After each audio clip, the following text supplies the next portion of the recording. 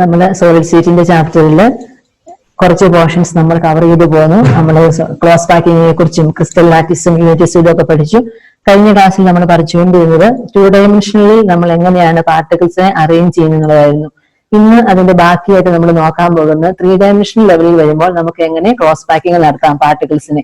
കുറച്ച് കാര്യങ്ങൾ നമ്മൾ കഴിഞ്ഞ ക്ലാസ്സിൽ പഠിച്ചു. ഇന്ന് അതിന്റെ ബാക്കിയുള്ള പോർഷൻസിലേക്ക് നമ്മൾ കയറുകയാണ്.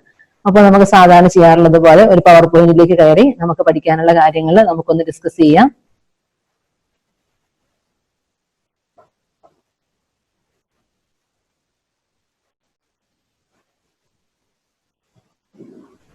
ഓക്കെ, ഇതാണ് നമ്മുടെ topic, close packing in 3 dimension. 3 ഡയമെൻഷനിൽ നമുക്ക് എങ്ങനെയാണ് പാർട്ടിക്കിൾസിനെ അറേഞ്ച് ചെയ്യാനായിട്ട് പറ്റുന്നത്. നമ്മൾ ആദ്യത്തെ ഒരു ലെയറിൽ എങ്ങനെയാണ് പാർട്ടിക്കിൾസ് വരുന്നത് എന്ന് നമുക്ക് നോക്കാം. നമ്മൾ പറഞ്ഞുകൊണ്ടിരിക്കുന്ന ഹെക്സഗണൽ ക്ലോസ് പാക്കിങ്ങിന്റെ കേസിലാണ്. ഹെക്സഗണൽ ക്ലോസ് പാക്കിംഗ് പാറ്റേണിൽ 3 ഡയമെൻഷനിൽ പാർട്ടിക്കിൾസിനെ അറേഞ്ച് ചെയ്യുമ്പോൾ എന്ത് സംഭവിക്കും? ഇതാണ് നമ്മുടെ ഹെക്സഗണൽ ക്ലോസ് പാക്കിംഗ്. നമുക്ക് കണ്ടാൽ അറിയാം, ആദ്യത്തെ ലെയറിൽ കുറെ പാർട്ടിക്കിൾസ് ഉണ്ട്. അതിന്റെ ഡിപ്രഷൻസിലാണ് സെക്കൻഡ് ലെയറിന്റെ പാർട്ടിക്കിൾസ് വെക്കുന്നത്. അതാണ് ഫസ്റ്റ് ലെയർ എന്ന് നമ്മൾ പറയുന്നത്. ഇനി നമുക്ക് ഈ ഫസ്റ്റ് ലെയറിലെ പാർട്ടിക്കിൾസിലേക്കാണ് അടുത്ത ലെയറിലുള്ള പാർട്ടിക്കിൾസ് വരാൻ പോകുന്നത്. അപ്പോ എങ്ങനെയാണ് അവ വരുന്നത് എന്ന് നമുക്കൊന്ന് നോക്കാം. വൈറ്റ് കളറിൽ കാണിക്കുന്ന സെക്കൻഡ് ലെയറിലെ പാർട്ടിക്കിൾസ് ആണ്. നമുക്കിത് കാണുമ്പോൾ മനസ്സിലാകും, സെക്കൻഡ് ലെയറിലെ പാർട്ടിക്കിൾസും ഹെക്സഗണൽ ക്ലോസ് പാക്കിംഗ് രീതിയിൽ തന്നെയാണ് വരുന്നത്. കാരണം ആദ്യത്തെ ഈ പാർട്ടിക്കിൾസിന്റെ ഇടയ്ക്കുള്ള സ്പേസിലാണ് രണ്ടാമത്തെ പാർട്ടിക്കിൾസ് വരുന്നത്. സോ ഇപ്പൊ നമുക്ക് ഫസ്റ്റ് ലെയർ ആയി, സെക്കൻഡ് ലെയർ ആയി. ഇവിടെ നമുക്ക് 2 തരത്തിലുള്ള വോയിഡുകൾ കാണാം. അതായത് ഇവിടെ അപ്പെക്സ് ഡൗൺവേർഡ് ആയിട്ട് നിൽക്കുന്ന ഒരു ട്രയാങ്കുലർ വോയിഡുമുണ്ട്.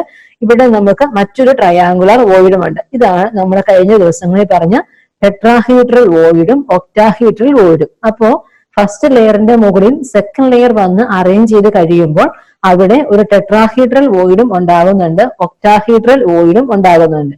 ഇനി നമ്മളിത് എന്താണെന്ന് ജസ്റ്റ് ഒന്നുകൂടി ഒന്ന് കാണിച്ചു വെക്കുന്നത് എങ്ങനെയാണ് വരുന്നതെന്ന്. സെക്കൻഡ് ലെയറിൽ ടെട്രാഹീഡ്രൽ വോയിഡ് ഉണ്ടാകുന്നത് ഇങ്ങനെയായിരുന്നു. അതായത് ഇവിടെ നമുക്കൊരു ട്രയാങ്കുലർ ഷേപ്പിൽ അപ്പെക്സ് ഡൗൺവേർഡ് ആയ ഒരു വോയിഡ് ഉണ്ട്. അതുപോലെ തന്നെ ഇതാണ് ഒക്ടാഹീഡ്രൽ വോയിഡ് നമുക്ക് വന്നത്. സെക്കൻഡ് ലെയറിന്റെ വോയിഡ് വന്നപ്പോൾ അത് ഫസ്റ്റ് ലെയറിന്റെ വോയിഡിനെ കവർ ചെയ്യുന്നേ ഇല്ല. So that is an octahedral void. അപ്പോൾ ഇങ്ങനെ നമുക്ക് 2 തരത്തിലുള്ള വോയിഡ് ഇവിടെ നമുക്ക് വന്നിട്ടുണ്ട്. ഇതാണ് ഇപ്പോൾ നമ്മൾ പറഞ്ഞത് first layer, second layer, tetrahedral void and octahedral void.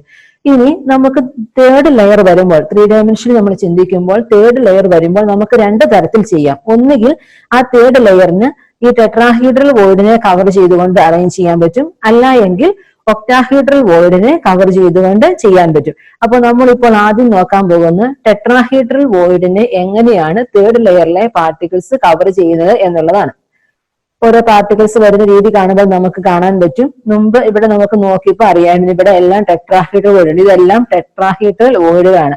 അപ്പോ ഇപ്പൊ നമുക്ക് അടുത്ത ലെയറിലെ പാർട്ടിക്കിൾസ് വന്നപ്പോൾ ആ ടെട്രാഹീഡ്രൽ വോയിഡുകളെല്ലാം കവർ ചെയ്തു പോയി. കണ്ടല്ലോ, ഇത് ഹെക്സഗണൽ ക്ലോസ് പാക്കിംഗ് രീതിയിൽ തന്നെയാണ് വരുന്നത്. അപ്പോൾ ഒക്ടാഹീഡ്രൽ വോയിഡ് ഇവിടെ ഉണ്ട്, അതിന് യാതൊരു മാറ്റവും ഇല്ല. പക്ഷെ ടെട്രാഹീഡ്രൽ വോയിഡ് ഇവിടെ കവർ ചെയ്തു പോയി. അപ്പം ഇതാണ് third layer covering tetrahedral void എന്ന് നമ്മൾ പറയുന്നത്. ഇനി നമുക്ക് മറ്റൊരു പോസിബിലിറ്റി ഉള്ളത് തേർഡ് ലെയറിന് ഒക്ടാഹീഡ്രൽ വോയിഡിനെ കവർ ചെയ്തുകൊണ്ട് വരാം. അതെങ്ങനെയാണ് പാർട്ടിക്കിൾസ് വരുന്നത് എന്നാണ് നമ്മൾ നോക്കുന്നത്. കണ്ടോ, നമുക്ക് അവിടെ ഉണ്ടായിരുന്ന ഒക്ടാഹീഡ്രൽ വോയിഡ് ഇപ്പോൾ കവർ ചെയ്തു പോയി. അപ്പോ ഇങ്ങനെ നമുക്ക് 2 തരത്തിൽ അറേഞ്ച് ചെയ്യാം. 3 ഡയമെൻഷനിൽ വരുമ്പോൾ സെക്കൻഡ് ലെയറിൽ ഉണ്ടാകുന്ന ടെട്രാഹീഡ്രൽ വോയിഡിനെ കവർ ചെയ്തുകൊണ്ടോ ഒക്ടാഹീഡ്രൽ വോയിഡിനെ കവർ ചെയ്തുകൊണ്ടോ നമുക്ക് 3 ഡയമെൻഷണൽ രീതിയിൽ നമുക്ക് പാർട്ടിക്കിൾസിനെ അറേഞ്ച് ചെയ്യാനായിട്ട് നമുക്ക് സാധിക്കും. അപ്പോൾ നമ്മൾ ഇത്രയും നേരം പഠിച്ചു പോകുന്ന ക്ലോസ് പാക്കിങ്ങിന്റെ അവിടെയൊക്കെ വരുന്ന ഒരു സമ്മറിയാണിത്. അതായത് നമ്മൾ കോർഡിനേഷൻ നമ്പറുകളെ കുറിച്ച് പഠിച്ചായിരുന്നു. 1 ഡയമെൻഷനിലാണെങ്കിൽ കോർഡിനേഷൻ നമ്പർ 2 ആണ്. SCP, HCP അതായത് ഓർക്കുന്നുണ്ടായിരിക്കും, square close packing and hexagonal close packing. അവിടെ ആകുമ്പോൾ കോർഡിനേഷൻ നമ്പർ 4 and 6 ആണ്. FCC, CCP എന്നൊക്കെ പറയുമ്പോൾ CCP എന്ന് പറഞ്ഞു കഴിഞ്ഞാൽ ക്യൂബിക് ക്ലോസ് പാക്കിംഗ് ആണ്. FCCയിലും CCBയും അത് രണ്ടും 3 ഡയമെൻഷൻ ആണ്. അപ്പൊ കോർഡിനേഷൻ നമ്പർ 12. SCPയും HCPയും 2 ഡയമെൻഷൻ ആയിരുന്നു. FCCയും CCPയും 3 ഡയമെൻഷനിലാണ്. Coordination number 12. ടെട്രാഹീഡ്രൽ വോയിഡ് ആകുമ്പോൾ കോർഡിനേഷൻ നമ്പർ 4, ഒക്ടാഹീഡ്രൽ വോയിഡിന് കോർഡിനേഷൻ നമ്പർ 6. ഇത്രയുമാണ് നമുക്ക് ഈ ക്ലോസ് പാക്കിംഗ് പഠിച്ചു കഴിയുമ്പോൾ നമുക്ക് ആ ഭാഗത്തു നിന്ന് കിട്ടുന്ന ഒരു സമ്മറിയാണ്, അല്ലെങ്കിൽ ഓരോ തരത്തിലുള്ള പാർട്ടിക്കിൾസിനെ അറേഞ്ച് ചെയ്ത് കഴിയുമ്പോൾ അതിനോട് അറ്റാച്ച് ചെയ്ത് എത്രമാത്രം പാർട്ടിക്കിൾസ് ഉണ്ടായിരിക്കും, അല്ലെങ്കിൽ ഏറ്റവും ക്ലോസ് ആയിട്ട് നിൽക്കുന്ന പാർട്ടിക്കിൾസ് എത്രയുണ്ട്, അതായത് കോർഡിനേഷൻ നമ്പർ എത്രയാണ് എന്നുള്ളത് നമുക്ക് ഓരോ ക്ലോസ് പാക്കിംഗ് മാറുന്നതനുസരിച്ച് വ്യത്യാസങ്ങളുണ്ട്. അതുകൊണ്ടാണ് ഇവിടെ നമ്മൾ 1 ഡയമെൻഷനിൽ എത്രയാണ്, 2 ഡയമെൻഷനിൽ എത്രയാണ്, 3 ഡയമെൻഷൻ എത്രയാണ് നമ്മൾ പറയുന്നത്. ഇപ്പം ഡയമെൻഷൻ മാറുന്നതോറും നമുക്ക് അതിന്റെ കോർഡിനേഷൻ നമ്പറിലെ പാർട്ടിക്കിൾസിന്റെ എണ്ണവും കൂടുന്നുണ്ട്. ഇനി നമുക്ക് പഠിക്കാനുള്ള ഒരു മെയിൻ പോയിന്റ് ആണ് പാക്കിംഗ് എഫിഷ്യൻസി എന്ന് പറയുന്നത്. എന്തുമാത്രം ഇഫക്റ്റീവ് ആയിട്ടാണ് പാക്കിംഗ് നടത്തുന്നത് ക്രിസ്റ്റലിനകത്ത്. ഡെഫിനേഷൻ ഇങ്ങനെയാണ്: the percentage of the total space occupied by spheres is called packing efficiency. അതായത് ഒരു ടോട്ടൽ സ്പേസിൽ എത്രമാത്രം ഉണ്ടോ എന്തുമാത്രം പാർട്ടിക്കിൾസ് അവിടെ ഓക്യുപ്പൈ ചെയ്തിട്ടുണ്ടോ അതിന്റെ പെർസെന്റേജിനെയാണ് നമ്മൾ പാക്കിംഗ് എഫിഷ്യൻസി എന്ന് പറയുന്നത്. എന്ന് പറഞ്ഞാൽ ഇപ്പൊ നമുക്കറിയാം, നമ്മുടെ ക്ലാസ് എടുക്കുവാണ്, നമ്മുടെ ക്ലാസ്സിന് അല്ലെങ്കിൽ നമ്മുടെ ക്ലാസ്സിന് കുറെ അതിന്റെ വോളിയം ഒക്കെ ഉണ്ട്, അതിന്റെ ഏരിയ ഒക്കെ ഉണ്ട്. പക്ഷെ ആ ക്ലാസ് മുഴുവൻ ചിലപ്പോൾ സ്റ്റുഡൻസ് ഉണ്ടായിരിക്കണമെന്നില്ലല്ലോ, അതിന്റെ ഒരു പോർഷനിലായിരിക്കും ചിലപ്പോൾ സ്റ്റുഡൻസ് ഇരിക്കുന്നത്. അപ്പൊ നമ്മൾ എന്താ പറയുക, ആ ക്ലാസ്സിന് ടോട്ടലായിട്ട് എത്ര ഏരിയ ഉണ്ട്, അല്ലെങ്കിൽ എത്ര വോളിയം ഉണ്ടോ അതിന്റെ എന്തുമാത്രം ഏരിയ നമ്മുടെ സ്റ്റുഡൻസ് ഒക്യുപ്പൈ ചെയ്തിട്ടുണ്ട് എന്നുള്ളതാണ് നമ്മൾ അതിന്റെ എഫിഷ്യൻസി പറയുന്നത്. ഇപ്പം ഒരു ഓഡിറ്റോറിയം എടുക്കുകയാണെങ്കിൽ ഓഡിറ്റോറിയത്തിൽ ഒരുപാട് സ്പേസ് ഉണ്ട്. ചിലപ്പോൾ നമ്മൾ ഓഡിറ്റോറിയത്തിൽ ഒരു പ്രോഗ്രാം നടത്തുമ്പോൾ അവിടെ കുറച്ച് കുട്ടികളെ കാണുന്നില്ലെങ്കിൽ കുറച്ച് ആൾക്കാരെ കാണത്തുള്ളൂ, ചിലപ്പോൾ ഒത്തിരി ആൾക്കാർ കാണും. അപ്പോൾ ആൾക്കാരുടെ എണ്ണം ഓഡിറ്റോറിയത്തിൽ കൂടുന്നതനുസരിച്ച് നമ്മൾ അതിന്റെ ടോട്ടൽ ഏരിയയുമായിട്ട് കമ്പയർ ചെയ്യുമ്പോൾ അതിന്റെ എഫിഷ്യൻസി ഡിഫറെന്റ് ആണ്. കാരണം എണ്ണം ഡിഫറെന്റ് ആയതുകൊണ്ടാണ് വരുന്നത്. നമ്മളൊരു ക്ലാസ്സിൽ നമ്മളൊരു സാധാരണ ക്ലാസ് നടത്തുമ്പോൾ ആ ക്ലാസ്സിൽ ഒരു 50-60 കുട്ടികളൊക്കെ ഉണ്ടായിരിക്കും. എന്നാൽ നമ്മളൊരു റെമഡി ക്ലാസ് നടത്തുവാണെങ്കിലോ അവിടെ കുട്ടികളുടെ എണ്ണം തീരെ കുറഞ്ഞു വരും. അപ്പോൾ റേഷ്യോ മാറിക്കൊണ്ടിരിക്കും. അതുകൊണ്ടാണ് നമ്മൾ പറയുന്നത് പാക്കിംഗ് എഫിഷ്യൻസി എന്ന് പറഞ്ഞു കഴിഞ്ഞാൽ ആ ടോട്ടൽ സ്പേസ് എന്തുമാത്രമുണ്ടോ അതിൽ എന്തുമാത്രം ഏരിയ അല്ലെങ്കിൽ വോളിയം സ്റ്റുഡൻസ് ഒക്യുപ്പൈ ചെയ്തിട്ടുണ്ടോ അതിന്റെ പെർസെന്റേജിനെയാണ് നമ്മൾ പാക്കിംഗ് എഫിഷ്യൻസി എന്ന് നമ്മൾ പറയുന്നത്. ഇപ്പൊ ഞാൻ ഈ ഒരു വലിയ റൂമിൽ ഇരിക്കുമ്പോൾ അതിനകത്ത് ഒരു ചെറിയൊരു പോർഷൻ മാത്രമേ ഞാൻ ഒക്യുപ്പൈ ചെയ്യുന്നുള്ളൂ. അപ്പോൾ ഞാൻ എന്റെ പാക്കിംഗ് എഫിഷ്യൻസി, റൂമിന്റെ പാക്കിംഗ് എഫിഷ്യൻസി പറയുമ്പോൾ ഞാൻ ഇരിക്കുന്ന ഈ ഒരു ഏരിയ മാത്രമേ അവിടെ നമുക്ക് കൺസിഡർ ചെയ്യാൻ പറ്റൂ. അപ്പൊ തീരെ കുറഞ്ഞു പോകും. അപ്പൊ അതുപോലെ തന്നെയാണ് നമ്മൾ പാക്കിംഗ് എഫിഷ്യൻസി നമ്മുടെ ക്രിസ്റ്റലിന്റെ കേസിലേക്ക് പറയുന്നത്. ആ ക്രിസ്റ്റലിന്റെ ടോട്ടൽ സ്പേസ് എത്രയാണോ അതിനകത്ത് എത്രമാത്രം പാർട്ടിക്കിൾസ് ഒക്യുപ്പൈ ചെയ്തിട്ടുണ്ടോ അതിന്റെ പെർസെന്റേജിനെയാണ് നമ്മൾ പാക്കിംഗ് എഫിഷ്യൻസി എന്ന് പറയുന്നത്. അപ്പൊ നമുക്കൊരു ഇക്വേഷൻ ഉണ്ട് ഇതിനിവിടെ. Packing efficiency is equal to volume occupied by all the spheres in the unit cell divided by total volume of the unit cell into 100. അതായത് volume occupied by all the spheres in the unit cell divided by total volume. Unit സെല്ലിന്റെ total volume നമുക്കിവിടെ വേണ്ടത് ആ spheres occupy ചെയ്യുന്ന volume അത് into 100. കാരണം ഇവിടെ percentage ആണ് നമ്മൾ പറയുന്നത്. അപ്പോൾ നമുക്ക് ഇതിന്റെ ഡെറിവേഷൻസും കാര്യങ്ങളൊക്കെ ഉണ്ടാകും. നമ്മൾ NCERT ടെക്സ്റ്റിൽ ഒത്തിരി ഡീറ്റെയിൽഡ് ആയിട്ടും കറക്റ്റ് ആയിട്ടും അതിന്റെ ഡെറിവേഷൻസ് സ്റ്റെപ്പ് ബൈ സ്റ്റെപ്പ് കൊടുത്തിട്ടുണ്ട്. നമുക്ക് ഇപ്പോൾ ഫോർ ദ ടൈം ബീയിങ് നമ്മൾ ഇതിന്റെ എഫിഷ്യൻസി മാത്രം നമ്മൾ പഠിക്കുന്നു. HCP CCPയുടെ കേസിൽ അതാണ് ഹയസ്റ്റ് എഫിഷ്യൻസി കാണിക്കുന്നത്, 74% ഉണ്ട്. BCC ആണെങ്കിൽ 68, സിമ്പിൾ ക്യൂബ് ആണെങ്കിൽ 52.4. ഇതാണ് നമുക്ക് ഈ ഒരു പാക്കിംഗ് എഫിഷ്യൻസിയിൽ നിന്ന് നമുക്ക് കിട്ടേണ്ടതും ഏതാണ് ഏറ്റവും കൂടുതൽ എഫിഷ്യൻസി കാണിക്കുന്നത് എന്നുമുള്ള കാര്യം.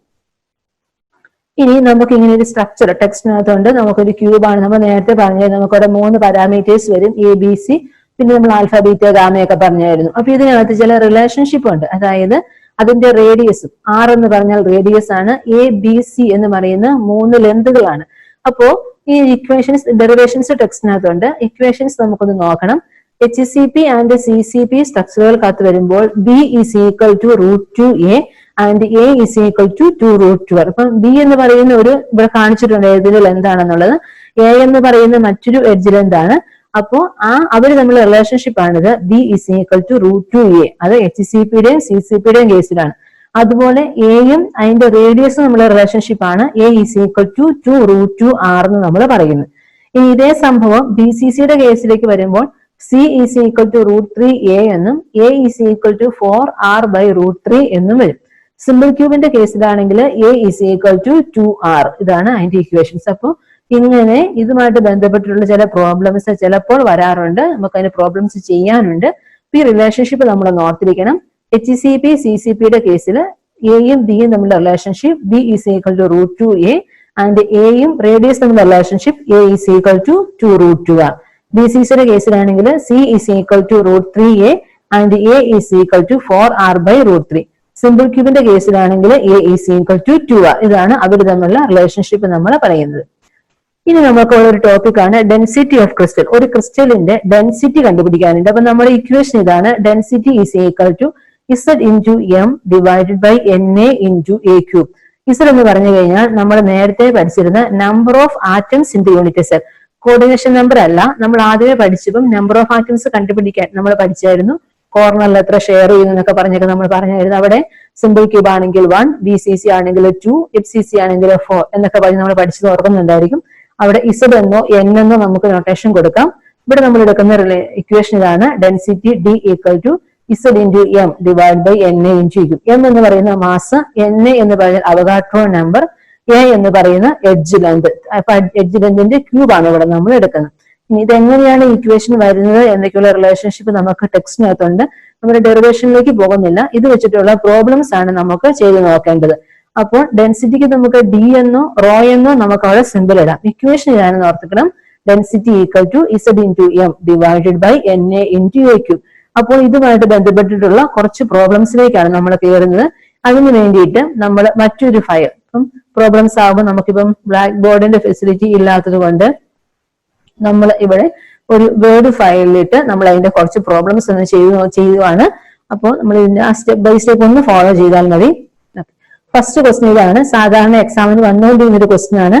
X-ray diffraction studies shows that copper crystallises in an FCC unit cell with a cell edge of 3.608 into 10 raised to minus 8 centimeter. Calculate the density of the copper if its atomic mass is 63.1 unit. ഇതാണ് നമ്മുടെ question. ഇപ്പം x-ray diffraction studies എന്ന് പറഞ്ഞാൽ XRD അല്ലെങ്കിൽ x-ray diffraction എന്ന് പറഞ്ഞാൽ അത് ക്രിസ്റ്റലുകളെ കുറിച്ച് പഠിക്കാനുള്ള ഒരു ടെക്നിക്കാണെന്ന് മാത്രം ഇപ്പോഴത്തേക്ക് മനസ്സിലാക്കിയാൽ മതി. അത് നമുക്ക് ഹയർ ലെവലുകളിലൊക്കെ ചെല്ലുമ്പോൾ നമുക്ക് അതിനെക്കുറിച്ചൊക്കെ ഡീറ്റെയിൽ പഠിക്കാനുണ്ട്. അപ്പൊ നമ്മൾ പഠിച്ചോളൂ. അപ്പോൾ നമ്മൾ അതിലേക്ക് നോക്കുന്നില്ല. പറഞ്ഞിരിക്കുന്ന ഫാക്ടറി ഇതാണ്, copper crystallises in an FCC ഉണ്ട്. അപ്പൊ നമ്മുടെ മെറ്റീരിയൽ അല്ലെങ്കിൽ നമ്മുടെ ക്രിസ്റ്റൽ കോപ്പർ ആണ്. അത് ക്രിസ്റ്റലൈസ് ചെയ്യുന്നത് FCC യൂണിറ്റ് സെല്ലിലാണ്. അതിന്റെ edge length 3.608 into 10 raised to minus 8 centimetre ആണ്. അങ്ങനെയാണെങ്കിൽ അതിന്റെ ഡെൻസിറ്റി കാൽക്കുലേറ്റ് ചെയ്യണം. ആറ്റോമിക് മാസ് തന്നിട്ടുണ്ട്. അപ്പോൾ ഡെൻസിറ്റി കാൽക്കുലേറ്റ് ചെയ്യാൻ പറഞ്ഞിരിക്കുന്നതുകൊണ്ട് നമുക്കറിയാം അതിന്റെ ഇക്വേഷൻ ഇതേ ഉള്ളൂ, D equal to Z into M divided by NA into A cube. അപ്പോൾ ഈ ഇക്വേഷനിൽ സബ്സ്റ്റിറ്റ്യൂട്ട് ചെയ്യാനുള്ള വാല്യൂസ് ഒക്കെ നമ്മുടെ ക്വസ്റ്റ്യന്റെ അകത്തുണ്ടോ എന്ന് നമ്മൾ നോക്കുക. ഇസഡ് എന്ന് പറഞ്ഞു കഴിഞ്ഞാൽ number of atoms in unit cell ആണ്. ഇവിടെ പറഞ്ഞിട്ടുണ്ട് it is an FCC unit cell.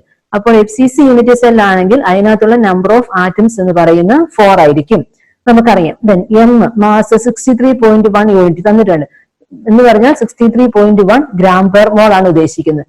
Avogadro നമ്പറിന്റെ വാല്യൂ നമുക്കറിയാം. എഡ്ജ് ലെങ്ത് എയുടെ വാല്യൂ ഇവിടെ നമുക്ക് തന്നിട്ടുണ്ട്, അതിന്റെ ക്യൂബ് എടുത്താൽ മതി. അപ്പോൾ നമ്മൾ ഈ ഇക്വേഷനിലേക്ക് നമ്മൾ സബ്സ്റ്റിറ്റ്യൂട്ട് ചെയ്താൽ മതി. D equal to Z into M divide by NA into A cube. ഇസഡിന്റെ സ്ഥാനത്ത് 4 into mass 63.1 divided by Avogadro number 6.022 10 raised to 23 into A 3.608 into 10 raised to minus 8 സെന്റിമീറ്ററിന്റെ ക്യൂബ്. അപ്പൊ നമ്മൾ ശ്രദ്ധിക്കാം, 3.608 into 10 raised to minus 8ന്റെ cube ആണ് നമുക്ക് എടുക്കേണ്ടത്. അപ്പൊ നമ്മൾ സബ്സ്റ്റിറ്റ്യൂട്ട് എടുത്തു കഴിയുമ്പോൾ നമുക്ക് അവസാനം ഇനി വാല്യൂ കിട്ടും 8.92 ഗ്രാം പെർ സെന്റിമീറ്റർ ക്യൂബ്. ഡെൻസിറ്റിയുടെ യൂണിറ്റ് വരുന്നത് ഗ്രാം പെർ സെന്റിമീറ്റർ ക്യൂബ് അല്ലെങ്കിൽ കിലോഗ്രാം പെർ മീറ്റർ ക്യൂബ് എന്നൊക്കെയാണ് വരുന്നത്. നമുക്ക് ഇവിടെ തന്നിരിക്കുന്ന ഗ്രാമും സെന്റിമീറ്ററും ആയതുകൊണ്ട് unit gram per centimetre cube എന്ന് നമുക്ക് വരും. ഇങ്ങനെയാണ് നമ്മൾ ആ പ്രോബ്ലം ചെയ്യുന്നത്. അതുപോലെ വരാറുള്ള മറ്റൊരു പ്രോബ്ലമാണ് അടുത്തത്. Silver forms a CCP lattice and X-ray studies of the crystal show that the edge length of its unit cell is 408.6 picometer. Calculate the density of silver. Atomic mass എന്ന് വന്നിട്ടുണ്ട്. അപ്പൊ ഇവിടെയും നമുക്ക് കണ്ടുപിടിക്കേണ്ടത് ഡെൻസിറ്റി ആണ്. സോ നമുക്ക് ആദ്യമേ equation എഴുതണം, D equal to Z into M divide by NA into A cube. ഇനി എന്തൊക്കെയാണ് നമുക്ക് ക്വസ്റ്റിന് തന്നിരിക്കുന്നത്? CCP ആണ് പറഞ്ഞിട്ടുണ്ട്. FCC ആണെങ്കിലും CCP ആണെങ്കിലും നമ്പർ ഓഫ് ആറ്റംസ് എന്ന് പറയുന്നത് 4 ആണ്. മാസ് നമുക്ക് തന്നിട്ടുണ്ട് 107.9. അവഗാഡ്രോ നമ്പർ നമുക്കറിയാം. എഡ്ജ് ലെങ്ത് 408.6 പൈക്കോമീറ്റർ ആണ്. അപ്പൊ ഇവിടെ നമുക്ക് പൈക്കോമീറ്ററിലിട്ട് നമുക്ക് പ്രോബ്ലം ചെയ്യാൻ പറ്റത്തില്ല. നമുക്കതിനെ സെന്റിമീറ്ററിലേക്ക് മാറ്റണം. കാരണം ഇവിടെ നമുക്ക് ഗ്രാം പെർ മോൾ ആണ് തന്നിരിക്കുന്നത്. അപ്പൊ ഗ്രാം ആണെങ്കിൽ ഇവിടെ നമുക്ക് സെന്റിമീറ്റർ വരണം. കാരണം CGS യൂണിറ്റിൽ എടുക്കുമ്പോൾ എല്ലാം CGS യൂണിറ്റ് ആയിരിക്കണം. ഒരെണ്ണം SI യൂണിറ്റ് എടുക്കുമ്പോൾ എല്ലാം SI യൂണിറ്റ്. അപ്പൊ യൂണിറ്റുകൾ തമ്മിൽ നമുക്ക് കമ്പാരിസൺ വേണം. അതുകൊണ്ട് ഇവിടെ നമുക്ക് ഇതിനെ സെന്റിമീറ്ററിലേക്ക് മാറ്റണം. 408.6 into 10 raised to minus 10 centimetre. നമുക്ക് കണ്ടുപിടിക്കേണ്ടത് ഡെൻസിറ്റി ആണ്. അപ്പോൾ നമ്മുടെ ഡെൻസിറ്റിയിലേക്ക് ഡയറക്റ്റ് നമ്മൾ സബ്സ്റ്റിറ്റ്യൂട്ട് ചെയ്യുന്നു. D equal to Z into M divided by Na into A cube. അപ്പൊ നമുക്ക് 4 into mass 107.9 divided by Avogadro number 6.022 and 10 raised to 23 into Aയുടെ value 408.6 into 10 raised to minus 10 centimeter cube. Substitute ചെയ്യുമ്പോൾ നമുക്ക് ഇങ്ങനെ ഒരു value വരും 431.6 divide by 41.08 എന്ന് കിട്ടും. അവസാനം നമുക്ക് 10.506 gram per centimeter cube എന്ന് നമുക്ക് അതിന്റെ വാല്യൂ കിട്ടും. ഇനി നമുക്ക് മറ്റൊരു തരത്തിൽ ഇതേ പ്രോബ്ലം തന്നെ വേറൊരു തരത്തിൽ ചോദിക്കാറുള്ളതാണ്. ഇപ്പോൾ നമ്മൾ കണ്ട രണ്ടെണ്ണം ഡയറക്റ്റ് ആയിട്ട് നമുക്ക് ഡെൻസിറ്റി കണ്ടുപിടിക്കാനുള്ളതായിരുന്നു. അതിനകത്തൊരു യൂണിറ്റ് മാത്രമേ മാറിക്കിടപ്പുള്ളൂ. ഇനി ആ ഇക്വേഷൻ വെച്ച് നമുക്ക് അതിൽ നിന്ന് പല കാര്യങ്ങൾ ചോദിക്കാം. കാരണം നമുക്കറിയാവുന്നതുപോലെ തന്നെ ഇങ്ങനെ ഇക്വേഷൻ ഏത് പാരാമീറ്റർ വേണമെങ്കിലും ചോദിക്കാം. ഡെൻസിറ്റി തന്നിട്ട് ഇസഡ് കണ്ടുപിടിക്കാൻ ചോദിക്കാം, അല്ലെങ്കിൽ എം കണ്ടുപിടിക്കാൻ ചോദിക്കാം, എഡ്ജിലേക്ക് കണ്ടുപിടിക്കാൻ ചോദിക്കാം, ഡെൻസിറ്റി ചോദിക്കാം. പല ഓപ്ഷൻസ് അതിനകത്തുണ്ട്. അപ്പോ നമുക്ക് വേറൊരു തരത്തിൽ പരീക്ഷയ്ക്ക് ക്വസ്റ്റ്യൻ വരാറുള്ളത് ഇങ്ങനെയാണ്. An element with molar mass 2.7 into 10 raised to minus 2 kilogram per mole forms a cubic unit cell with edge length 405 picometer. If its density is 2.7 into 10 raised to 3 kilogram per meter cube, what is the nature of the cubic unit cell? അപ്പൊ പറഞ്ഞിരിക്കുന്നത് എന്തൊക്കെയാണ്? Molar mass തന്നിട്ടുണ്ട്. ശ്രദ്ധിക്കണം, ഇവിടെ kilogram ആണ് പറഞ്ഞിരിക്കുന്നത്, kilogram per mole. ഇത്രയും നേരം ചെയ്തത് ഗ്രാം പെർ മോളിലായിരുന്നു. അതുപോലെ forms a cubic unit cell, അപ്പൊ CCP ആണ്. അപ്പൊ നമുക്കറിയാം ഓക്കെ, ക്യൂബിക് വാല്യൂ എത്രയായിരിക്കണം വരേണ്ടതെന്ന് നമുക്കറിയാം. With edge length 405 picometer. അപ്പൊ എഡ്ജ് ലെങ്ത് A നമുക്കറിയാം. If its density is 2.7 into 10 raised to 3 kilogram per meter cube, what is the nature of the cubic unit cell? അപ്പൊ ഇതിനകത്ത് നമുക്ക് വാട്ട് ഈസ് ദ നേച്ചർ എന്ന് ചോദിച്ചതിന്റെ അർത്ഥം അത് ഏത് രീതിയിലാണ് അവർ അറേഞ്ച് ചെയ്യുന്നത്, അതായത് സിമ്പിൾ ക്യൂബ് ആണോ, BCC ആണോ, FCC ആണോ എന്ന് നമ്മൾ പറഞ്ഞാൽ മതി. അപ്പോൾ നേച്ചർ എന്ന് പറഞ്ഞാൽ ഉദ്ദേശിക്കുന്ന അവിടുത്തെ ഇസഡിന്റെ വാല്യൂ കണ്ടുപിടിക്കുക എന്നുള്ളതാണ് വരുന്നത്. അപ്പോൾ നമുക്ക് നോക്കാം എങ്ങനെയാണ് വരുന്നതെന്ന്. അപ്പൊ ഇവിടെ നമുക്ക് മാസ് തന്നിട്ടുണ്ട്, കിലോഗ്രാം പെർ മോൾ. ഇനി നമ്മൾ ഒന്ന് ശ്രദ്ധിക്കേണ്ട ഒരു കാര്യം, ഇവിടെ നമുക്ക് കിലോഗ്രാം പെർ മോൾ ആണ്, ഇവിടെ നമുക്ക് കിലോഗ്രാം പെർ മീറ്റർ ക്യൂബ് ആണ്. അപ്പോൾ രണ്ടും കിലോഗ്രാമിലായതുകൊണ്ട് നമ്മൾ വേറെ യൂണിറ്റുകൾ ഇവിടെ നമ്മൾ മാറ്റേണ്ട, ഗ്രാമിലേക്ക് നമ്മൾ മാറ്റേണ്ട ആവശ്യമില്ല. കാരണം മാസും കിലോഗ്രാമിലാണ്, ഡെൻസിറ്റിയും കിലോഗ്രാമിലാണ്. അതുകൊണ്ട് നമുക്ക് അതിന് യൂണിറ്റ് നമുക്ക് കൺവേർട്ട് ചെയ്യേണ്ട ആവശ്യമില്ല. അപ്പോൾ M ഈസ് ഈക്വൽ ടു നമ്മൾ എടുത്തെഴുതി A is equal to 405 picometer. മുമ്പ് നമ്മൾ അതിനെ സെന്റിമീറ്ററിലേക്കായിരുന്നു മാറ്റിയത്. പക്ഷെ ഇവിടെ വരുമ്പോൾ ഇത് കിലോഗ്രാമും മീറ്ററും ആയതുകൊണ്ട് നമുക്ക് ഇതിന് മീറ്ററിലേക്കാണ് കൺവേർട്ട് ചെയ്യേണ്ടത്. Therefore A is equal to 405 into 10 raised to minus 12 meter. Density നമുക്കറിയാം, ഇസഡാണ് നമുക്ക് കണ്ടുപിടിക്കാൻ. വാട്ട് ഈസ് ദ നേച്ചർ എന്നാണ് ചോദിച്ചിരിക്കുന്നത്. അപ്പോൾ നമ്മൾ ഇക്വേഷൻ എഴുതി D equal to Z into M divided by Na into A cube. Okay, അപ്പൊ നമ്മൾ ഇതിലേക്ക് സബ്സ്റ്റിറ്റ്യൂട്ട് ചെയ്ത് വന്നു കഴിയുമ്പോൾ നമുക്ക് ഇങ്ങനെ ഒരു വാല്യൂ കിട്ടും 4. അപ്പം ഇസഡിന്റെ വാല്യൂ 4 ആണെങ്കിൽ നമുക്കറിയാം it will be FCC lattice. അപ്പോ നേച്ചർ കണ്ടുപിടിക്കുക, നേച്ചർ വരുമ്പോൾ ഇസഡിന്റെ വാല്യൂ എഴുതി വെച്ചാൽ പോരാ, അത് ഏത് നേച്ചറിലാണ്, അതിന്റെ ലാറ്റീസ് ഏത് ടൈപ്പാണ് എന്നുള്ള പറഞ്ഞു വെക്കണം. അപ്പോൾ Z ഈക്വൽ ടു 4 ആകുമ്പോൾ it will be FCC lattice. തുടക്കത്തിൽ തന്നെ പറഞ്ഞിട്ടുണ്ടായിരുന്നു it is A cubic unit cell എന്ന്. അപ്പോൾ നമുക്കറിയാം ക്യൂബിക് യൂണിറ്റ് സെല്ലിലാണെങ്കിൽ ഇസഡിന്റെ വാല്യൂ 4 ആണ് കിട്ടേണ്ടത്. അപ്പൊ ഇവിടെ നമുക്ക് 4 തന്നെ കിട്ടി. അപ്പൊ നമുക്ക് ഇവിടെ FCC ലാറ്റീസ് നമുക്ക് അവിടെ എഴുതാൻ പറ്റും. അപ്പോൾ ഈ രീതിയിലും ഈ പോർഷന്റെ അകത്തുനിന്ന് പ്രോബ്ലംസ് ചോദിക്കാറുണ്ട്. അടുത്തത് വേറൊരു പ്രോബ്ലമാണ്. Copper crystallises in an FCC unit cell with a cell edge of 3.61 into 10 raised to minus 8 centimeter. Show that the calculated density is in agreement with its measured value of 8.92 gram per centimeter cube. അപ്പൊ നമുക്ക് മുമ്പ് കണ്ട പ്രോബ്ലവുമായിട്ട് നമുക്ക് similarity തോന്നും, രണ്ടും ഒന്ന് തന്നെ എന്ന് നമുക്ക് മനസ്സിലാവും. ഇവിടെ ചോദിച്ചിരിക്കുന്ന വേറൊരു രീതിയിലാണ് എന്ന് പറഞ്ഞാൽ കോപ്പർ ആണ് നമ്മുടെ ക്രിസ്റ്റൽ, ആറ്റോമിക് മാസ് തന്നിട്ടുണ്ട്, ക്രിസ്റ്റലൈസ് ചെയ്യുന്നത് FCC ആണെന്ന് പറഞ്ഞിട്ടുണ്ട്, സെൽ എഡ്ജും പറഞ്ഞിട്ടുണ്ട്. പിന്നെ പറഞ്ഞിരിക്കുന്നതാണ് show that the calculated density is in agreement with its measured value of 8.92 gram per centimeter. അതായത് അവര് ഒരു വാല്യൂ ഡെൻസിറ്റിക്ക് മെഷർ ചെയ്തിട്ടുണ്ട്, അത് 8.92 ആണ്. നമ്മൾ എന്ത് ചെയ്യണം? നമ്മൾ ഇതിന്റെ ഡെൻസിറ്റി കാൽക്കുലേറ്റ് ചെയ്യണം. എന്നിട്ട് അവര് മെഷർ ചെയ്തേക്കുന്ന വാല്യൂ തന്നെയാണോ നമുക്ക് കിട്ടുന്നത് എന്നുള്ളത്, ആ വാല്യൂവും നമ്മൾ കാൽക്കുലേറ്റ് ചെയ്യുന്ന വാല്യൂവും തമ്മിൽ എഗ്രിമെന്റ് ഉണ്ടോ, അവർ തമ്മിൽ പൊരുത്തമുണ്ടോ, രണ്ടും ഒന്ന് തന്നെയാണോ എന്ന് നമ്മൾ കണ്ടുപിടിക്കണം. അപ്പോ ഇവിടെ സാധാരണഗതിയിൽ വരുത്താറുള്ള ഒരു മിസ്റ്റേക്ക് എന്ന് പറയുന്നത്, നമുക്ക് ഇക്വേഷൻ അറിയാം D equal to Z into M by Na into A cube. ഇവിടെ ഡെൻസിറ്റിയുടെ സ്ഥാനത്ത് കൊണ്ടുവന്ന് 8.92 ഇട്ട് വെക്കാറുണ്ട് പതിവ്. ഇവിടെ നമുക്ക് ചോദിച്ചിരിക്കുന്ന അതല്ല, അവര് മെഷർ ചെയ്തിരിക്കുന്ന ഡെൻസിറ്റിയും നമ്മൾ കാൽക്കുലേറ്റ് ചെയ്യുന്ന ഡെൻസിറ്റിയും ഒന്ന് തന്നെയാണോ എന്നാണ് ചെക്ക് ചെയ്യേണ്ടത്. അപ്പൊ നമ്മൾ എന്ത് ചെയ്യണം? ഡെൻസിറ്റി നമ്മൾ തന്നെ കണ്ടുപിടിക്കണം. ഈ വാല്യൂ വിടാൻ പാടില്ല. നമ്മൾ തന്നെ ഡെൻസിറ്റിയുടെ വാല്യൂ കണ്ടുപിടിക്കാം. ഇവിടെ നമുക്ക് ഈക്വേഷൻ അറിയാം. Density D equal to Z into M divide by N A into A cube. അപ്പൊ നമ്മൾ വാല്യൂസ് സബ്സ്റ്റിറ്റ്യൂട്ട് ചെയ്യുന്നു. ഇസഡിന്റെ വാല്യൂ 4 ആണ്, എം 63 ആണ്, അവഗാഡ്രോ നമ്പർ 6.022 × 10⁻23 ആണ്. Edge length 3.61 into 10⁻⁻8 centimetre cube. അപ്പൊ നമ്മൾ കാൽക്കുലേറ്റ് ചെയ്യുമ്പോൾ നമുക്ക് ഇങ്ങനെ ഒരു വാല്യൂ കിട്ടും, 8.89 ഗ്രാം പെർ സെന്റിമീറ്റർ ക്യൂബ്. അപ്പൊ നമ്മളോട് അവർ ക്വസ്റ്റിനെ പറഞ്ഞിരുന്നത് ഇങ്ങനെയായിരുന്നു, show that the calculated density is in agreement with its measured value of 8.92. അപ്പോൾ അവര് മെഷർ ചെയ്തപ്പോൾ കിട്ടിയിരിക്കുന്ന 8.92 ആണ്. അപ്പൊ നമുക്കിപ്പോൾ ചെയ്തപ്പോൾ കിട്ടി 8.89. അപ്പൊ രണ്ടും തമ്മിൽ നല്ല എഗ്രിമെന്റ്, നല്ല ക്ലോസ് ആയിട്ട് അടുത്തടുത്ത് വരുന്ന വാല്യൂസ് ആണ്. അപ്പോൾ നമുക്ക് അവസാനം നമുക്ക് ഇതിന്റെ കൺക്ലൂഷൻ നമുക്ക് എഴുതാൻ പറ്റും.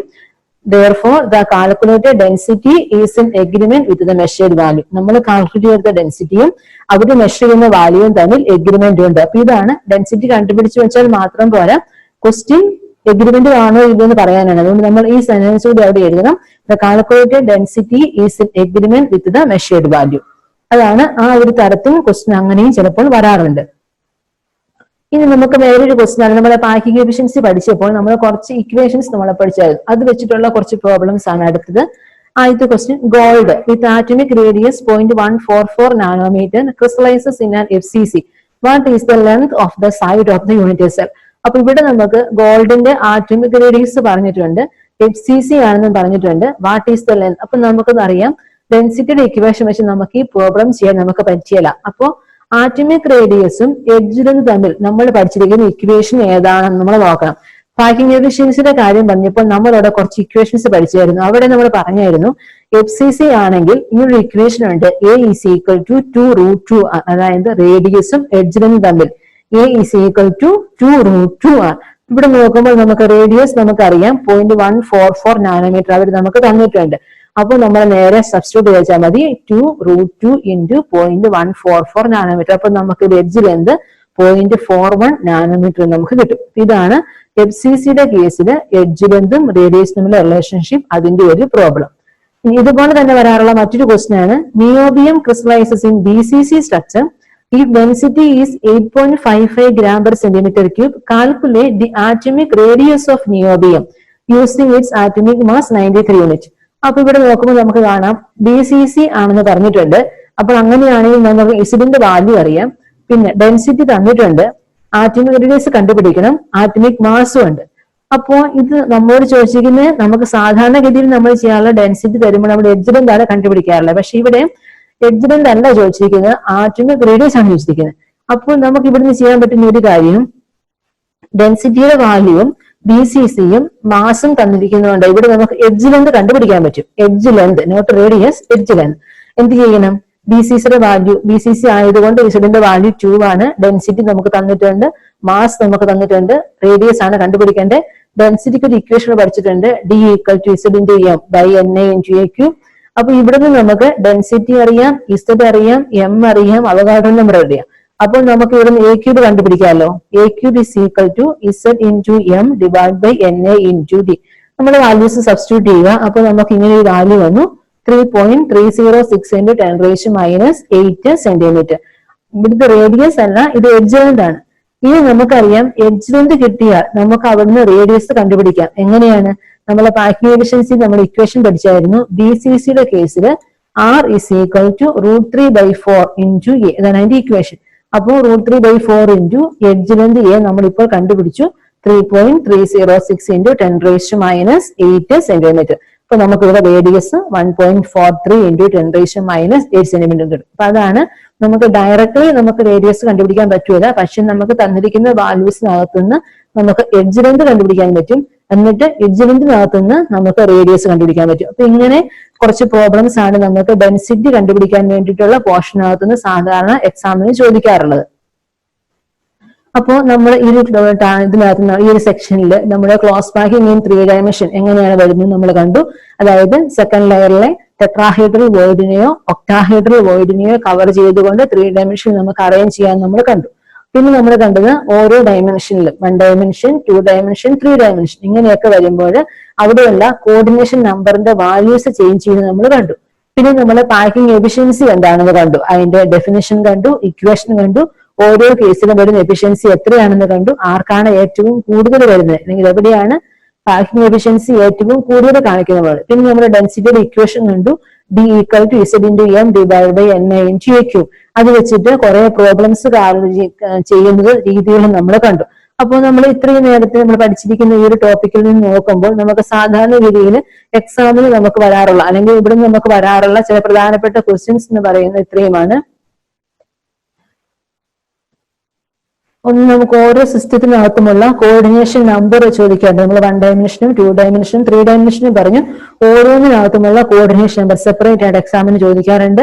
അതുപോലെ പാക്കിംഗ് എഫിഷ്യൻസി വിത്ത് പെർസെന്റേജ്, ഇത് ഓരോ സിസ്റ്റത്തിനകത്തുമുള്ള പാക്കിംഗ് എഫിഷ്യൻസി എത്രയാണ് അതിന്റെ പെർസെന്റേജ് വരെ ചോദിക്കാറുണ്ട്. പിന്നെ അതിന്റെ ഡെഫിനേഷനും ഇക്വേഷനും. പിന്നെ നമ്മളിപ്പോൾ കണ്ട problems related to density and atomic radius. അപ്പൊ അതായത് നമ്മളിപ്പോൾ ചെയ്തു വന്നത് ഡിഫൈനിലിട്ട് നമ്മൾ ചെയ്ത് കാണിച്ച ഡെൻസിറ്റിയും അതിന്റെ ഡെൻസിറ്റിയുടെ പ്രോബ്ലംസ് അതിന്റെ ഇക്വേഷൻ, അതുപോലെ തന്നെ ആറ്റമിക് റേഡിയസ് കണ്ടുപിടിക്കുന്നത് എങ്ങനെയാണ്, ഓരോ കേസിലും എഡ്ജ് ലെങ്തും ആറ്റമിക് റേഡിയസ് നമ്മുടെ റിലേഷൻഷിപ്പ് എന്താണ്, ഇതുമായിട്ട് ബന്ധപ്പെട്ടിട്ടുള്ള പ്രോബ്ലംസ് ആണ് ഈ ഒരു സെക്ഷനിൽ നിന്ന് നമുക്ക് ചോദിക്കാറുള്ളത്.